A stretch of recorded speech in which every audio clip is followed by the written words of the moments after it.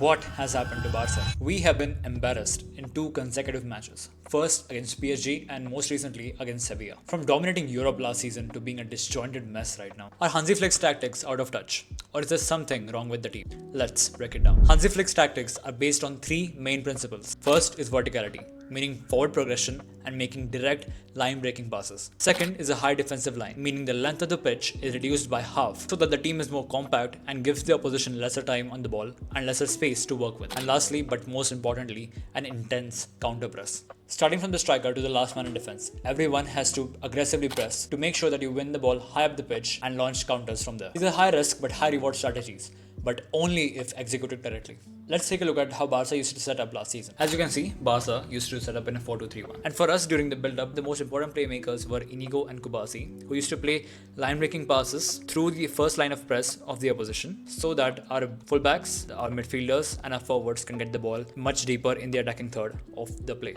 Talking about how we were set up against PSG and Sevilla, this was the basic lineup that we went ahead with. And in the build-up phase, what happens is that we are still using the same tactical setup that we have used the last season. However, we don't have the progressive carries of Balde to help us with, nor the progressive passes of Inigo to help us with. So, the main responsibility lies into Pedri and De Jong to progress the ball. And when the opposition has the ball, it becomes the responsibility of Leva, Olmo, Rashford and Ferran to press the ball holders and win back the ball as quickly as possible.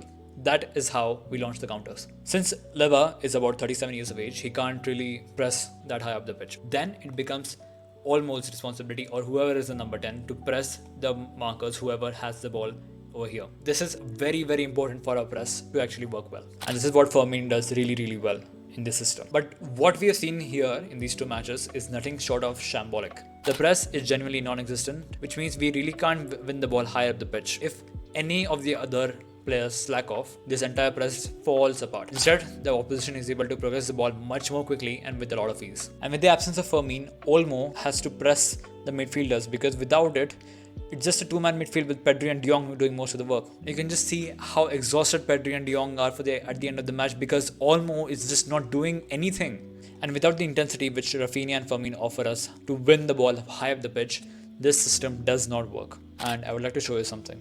This is how we performed as a team last season. And this is how we're performing as a team this season. The difference is night and day. As you can see, our counters, our defending, our physicality is just not there. These are some of the most important pillars of Hansi Flick's philosophy. And if these are absent, we have nothing. So for me, no, Hansi Flick's tactics are not out of touch, but the players are. We have to see the same sort of intensity that we saw last season, or otherwise we're not going to win anything.